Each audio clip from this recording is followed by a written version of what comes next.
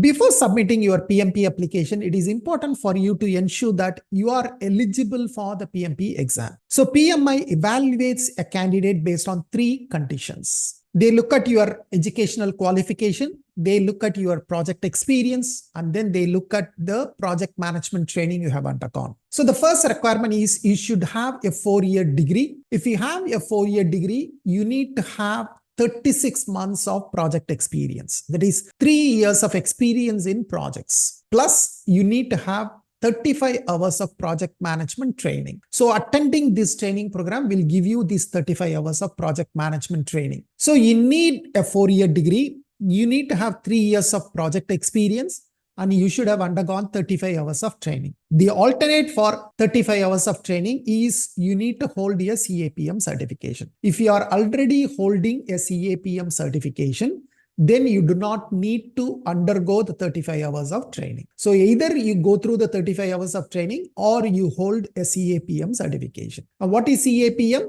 CAPM stands for Certified Associate in Project Management. Now, in case if you don't hold a 4-year degree program, then what happens? Then we can see the second condition. Then in that case, you should have either a diploma or an associate degree. If you are holding a diploma or an associate's degree, then you need to have 5 years of project experience. That is 60 months of leading projects. And in addition to that, of course, you need to have the 35 hours of project management training or CAPM certification. So these are the 2 sets of conditions. A 4-year degree plus 3 years project experience plus 35 hours of project management training. A high school diploma or associate's degree plus 5 years project experience plus 35 hours of project management training. Now, please remember this project experience should be gained in the last 8 years. So the 36 months or 60 months should be reported within the last 8 years.